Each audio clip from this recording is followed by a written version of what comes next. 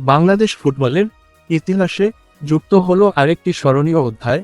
ইউরোপের মাটিতে আন্তর্জাতিক প্রীতি ম্যাচে সান মারিনোকে 2-1 গোলে হারিয়ে দুর্দান্ত জয় তুলে নিয়েছে বাংলাদেশ জাতীয় ফুটবল দল।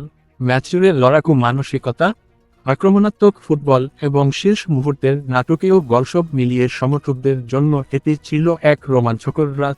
তা নিয়ে বিস্তারিত থাকছে প্রতিবেদনায়। ম্যাচের শুরু থেকে আত্মবিশ্বাসী ফুটবল খেলতে দেখা যায় বাংলাদেশকে। বল দখল, আক্রমণ তৈরি এবং প্রতিপক্ষের রক্ষণে চাপ সৃষ্টি সব ক্ষেত্রেই ইতিবাচক ফুটবল উপহার দেয় লাল সবুজের প্রতিনিধিরা। এর ফল আসে 19তম মিনিটে দলের অভিজ্ঞ ডিফেন্ডার তপু বর্মন গোল করে বাংলাদেশকে এগিয়ে দেন। গোলের পর গ্যালারি ও সামাজিক যোগাযোগ মাধ্যমে উচ্ছ্বাস ছড়িয়ে পড়ে। তবে সহজে হার মানেনি সান মারিনো। ম্যাচের 31তম মিনিটে নিকোলাস জিয়াকোপেত্তির গোলে সমতায় ফেরে স্বাগতিকরা। প্রথমার্ধ শেষ হয় 1-1 সমতায়।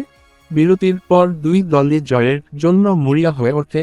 মাঝমাঠে শুরু হয় তীব্র লড়াই, একের পর এক আক্রমণ পাল্টা আক্রমণে জমে ওঠে ম্যাচ। দ্বিতীয়ার্ধের শেষভাগে ম্যাচটি যখন ড্রয়ের দিকে এগোচ্ছিল তখনই আসে সেই মহেন্দ্রক্ষণ। 86তম মিনিটে আবারও তপু বর্মন গোল করে বাংলাদেশকে 2-1 ব্যবধানে এগিয়ে দেন। তার এই গোলই শেষ পর্যন্ত ম্যাচের ভাগ্য নির্ধারণ করে দেয়। শেষ বাঁশি বাজতেই উল্লাসে ফেটে পড়েন বাংলাদেশের খেলোয়াড়, কোচিং স্টাফ এবং সমর্থকেরা। এই জয় শুধু একটি প্রীতি ম্যাচের জয় নয়, এটি বাংলাদেশের ফুটবলের আত্মবিশ্বাস, উন্নতি এবং আন্তর্জাতিক অঙ্গনে এগিয়ে যাওয়ার প্রতীক হিসেবেও দেখা হচ্ছে। ইউরোপের মাটিতে এমন একটি জয় ভবিষ্যতের বড় চ্যালেঞ্জগুলোর জন্য দলকে আরও অনুপ্রাণিত করবে বলে মনে করছেন ফুটবল বিশ্লেষকরা। ম্যাচের নায়ক তপু বর্মন নিজের অভিজ্ঞতা ও নেতৃত্ব দিয়ে দলকে জয় এনে দেন। রক্ষণভাগের খেলোয়াড় হয়েও 2 গোল করে তিনি ম্যাচের সবচেয়ে আলোচিত তারকায় পরিণত হন।